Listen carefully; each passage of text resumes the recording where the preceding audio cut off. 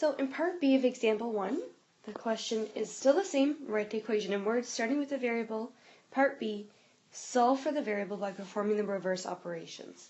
So pause this video, go ahead and take a second and try to start with the equation with the variable x, and write in words what we are doing to x in order.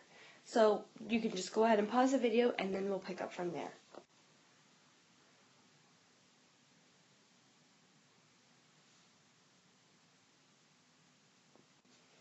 So hopefully you've had some time to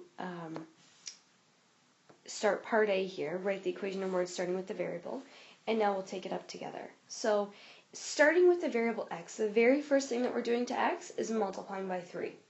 So over here I'll write multiply by 3. After we multiplied x by 3, we subtracted 6. So subtract 6. And then when we had 3x minus 6, then we divided this all by 2. So then divide by 2. So let's work in the reverse order and solve for x here. So starting with this last thing that we did here, divide by 2, the opposite of dividing by 2 is multiplying by 2. So let's go ahead and multiply both sides of the equation by 2. Times 2 times 2. And then we have 2 times 3x minus 6 divided by 2 equals 18. So with this 2 and this divide by 2, these 2's will divide out. So that is just 1.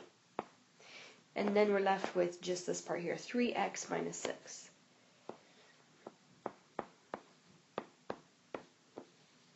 Okay. So we've taken care of this part. The next thing we have to look at is subtracting 6. So we had 3x and then we subtracted 6.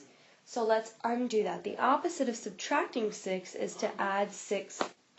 So let's go ahead and add 6 to both sides of the equation. Plus 6 plus 6.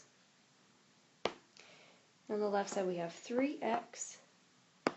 This minus 6 plus 6, that makes 0. So this is 0. Equals 18 plus 6 is 24. So we have taken care of the subtract 6 there. Our last step for solving for x is to undo this multiplying by 3.